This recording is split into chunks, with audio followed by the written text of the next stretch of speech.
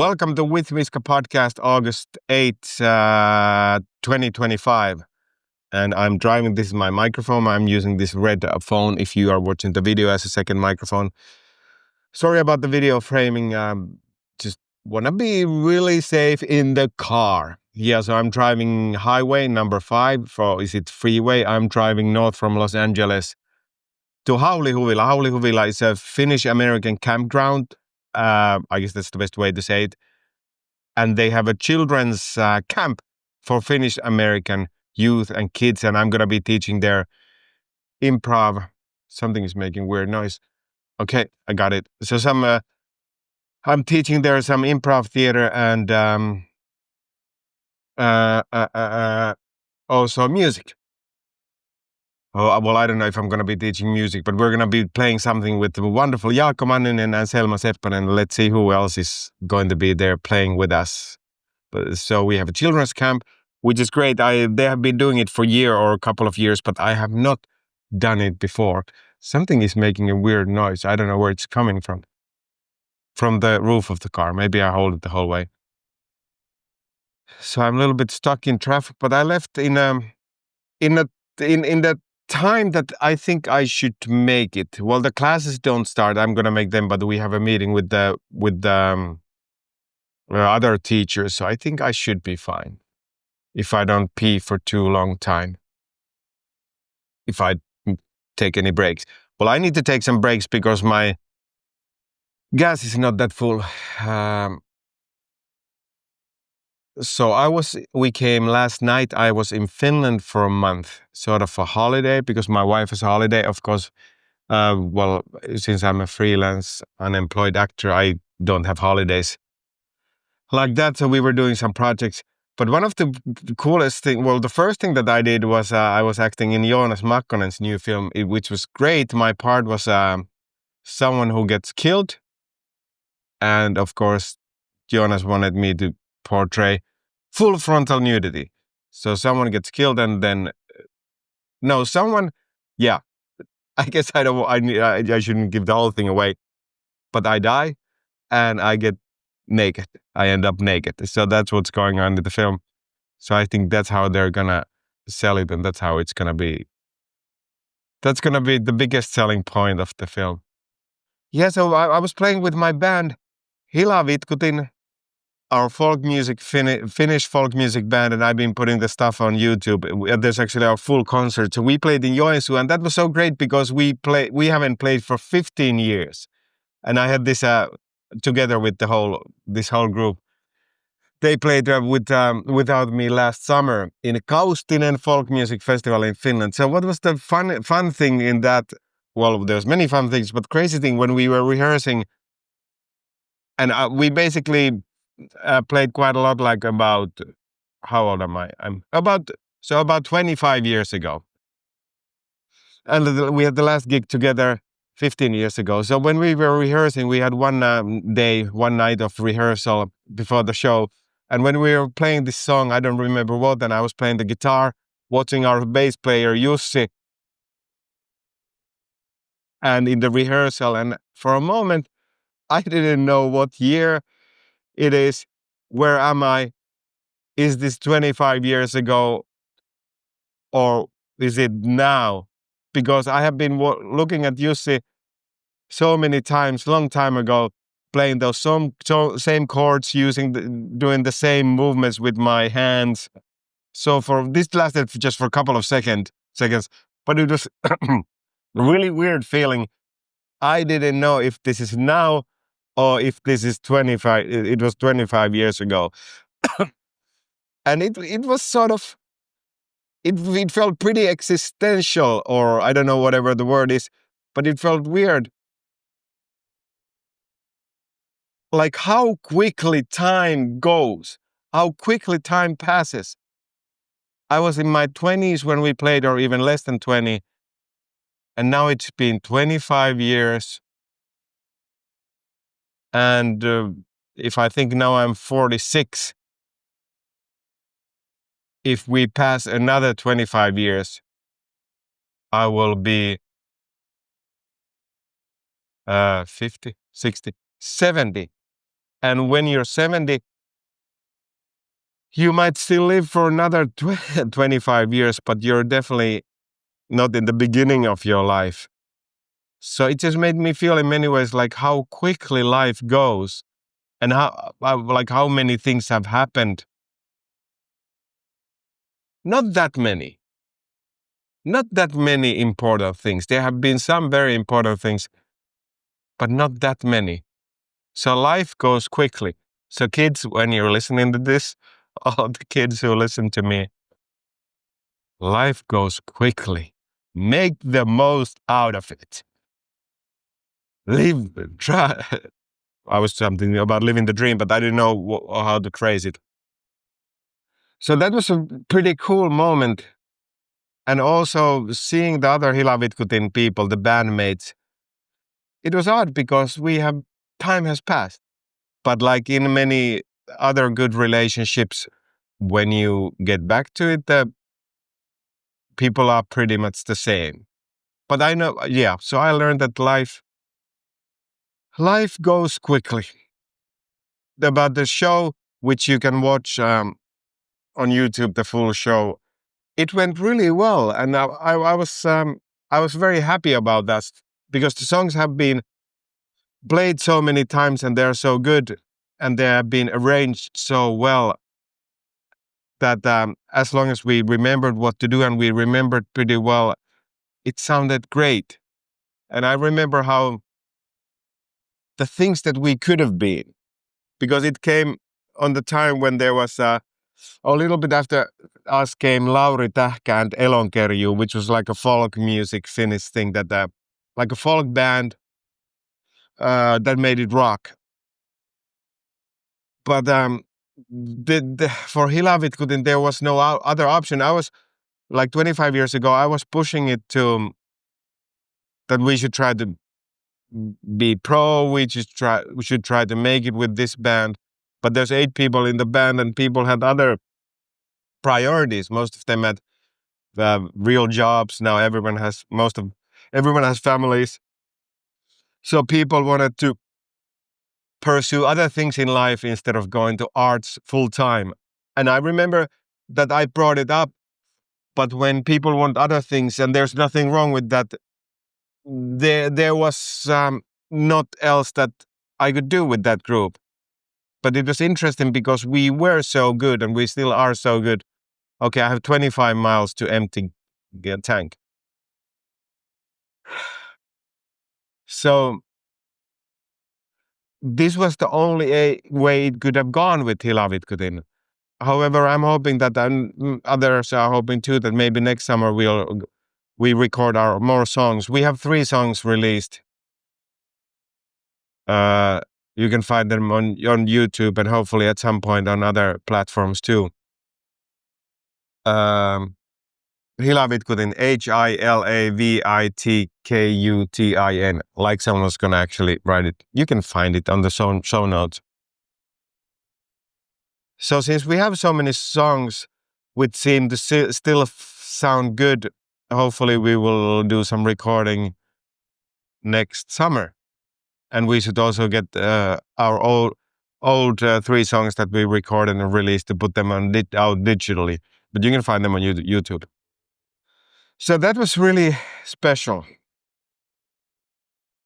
Then about the comedy film that we started shooting with Joonas Makkonen, Mikko Kierikki, Mikko Nuopponen, Tuukka Tiihanen, and many other people. We shot one day last summer, checking if you could shoot a feature film in 24 hours, which I learned that you can, but we couldn't because now I know better how the workflow needs to be. So we shot one day more, and it was really fun. We didn't try to. Now we have 19 minutes of edited material from last summer, so we didn't try to shoot another hour and 10 minutes. We just had some scenes that we wanted to shoot, and they came out really well. An interesting thing with that is that we had the same DP, the director of photography, but now it looks even better. I think Everyone is better in their craft, and also some lenses and equipment were better. So it looks, I think it looks more upscale than last year. But there's the problem with the story. There was no problem because the way this works is that now the scenes that we did now happen 1 year later from what happened in the story last time. So it's fine that people look a little bit different. So we got maybe 6 scenes, and I'm very happy with them. And with the film, it's called Pop Mix, which is the name of the entertainment company, Pop Mix. That is in the. We might change the name when we release it, but now it's called Pop Mix. So now we need this. Of course, if someone wants to buy it as a mini series, either horizontal or vertical, and vertical means you probably know that you can watch it on your phone or something vertically, or if it's gonna be horizontal vaakakuva, regular style. So if someone really wants to buy it as a mini series, like basically any company that would pay a little bit of money for us, we would be happy to release it anytime. Or we're also thinking about the option that maybe we should this just 1 day per year, and we released in 7 years, which brings its own flair to the whole thing. And I think for marketing and everything, it would become pretty special. Of course, it's special already now, but if you shoot something in 7 years, then even that aspect of it can become a really big thing, and why the project would be special.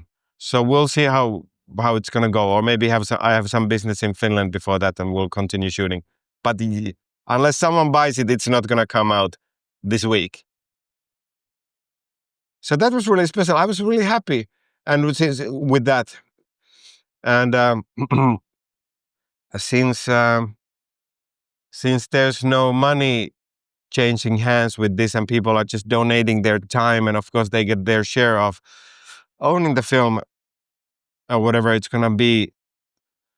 It would be difficult to ask someone to work for free for a month. It would be insane, which is really common. And we even well, I haven't done it in like one in a row, but which can be common in independent films. But it's just so difficult because when people don't have money but just want to work. Like I personally wouldn't mind if there was a fun project you're working for a month, but then it gets tricky because there's so many expenses that people have in their regular life. So since I only needed to ask people for 1 day, it was nice. If you work for a project for 1 day a year and it's a fun day, there's food, and after that there's drinks and hanging out, people seem to be pretty happy. And I also wanted it was important for me that all the parties involved, or everyone in cast and crew, that they felt welcome to give out their ideas. Because when you're in an efficient movie set, there can be a pretty strict structure or specific roles that you don't, if you have ideas for deep. Not everyone is sometimes people are not welcome to give out their ideas because there's a time crunch. So like with this, like if you're recording sound or just production assistant, which I have done a lot, often I don't try to give my ideas to director of photography because he has so much on his plate anyway. But this, I wanted to encourage everyone to give ideas so they would feel that they are part of the project. And this is also that kind of project that I feel that all the ideas make it better. And it doesn't need to be like my big project or someone else's big project. We are just doing it together, and it becomes better because there's many different ideas. We also had some young people in their 20s working on the film Pop Mix, which was great because like me and my group, we are over 40, and that's basically a different generation. So I think for next summer, I also want to incorporate younger people's ideas even more for this. Because I was speaking with someone from our crew who's 25 or 27, because he had watched what we done last year. And I asked, like, how is it and how does he feel about that? So he said that it's a boomer läppä. So like boomer rap. Because what is like when you boomer chit chat, boomer humor, and he was right, because yes, the point of view is pretty boomer type of thing. If I'm boomer, I'm 46.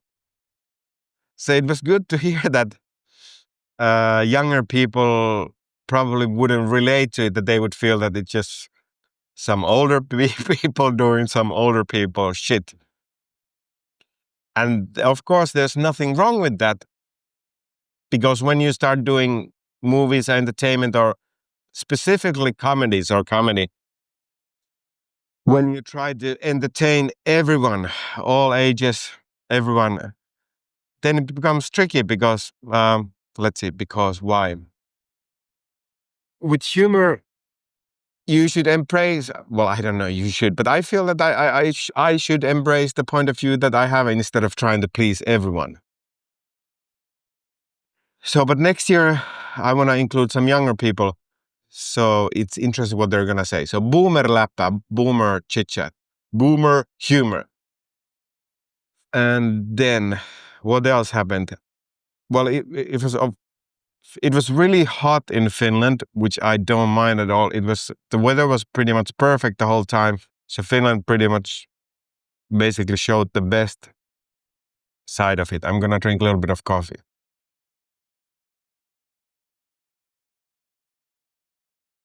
which I don't usually drink, as I told you. But lately, for some time I've been drinking, but I'm quitting. Yes. 15 miles till the gas runs out. So now I'm going to Haulihuvila, and this is the beginning of the fall. So how am I doing? Oh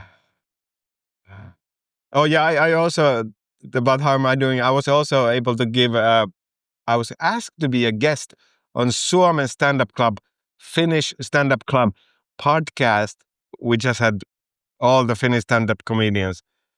And it was really flattering that they wanted me, because I don't really consider myself that much a stand-up comedian. But oh yeah, and I did my show, my immigrant story, in Finland, in Game Taste Cafe, like a small cafe.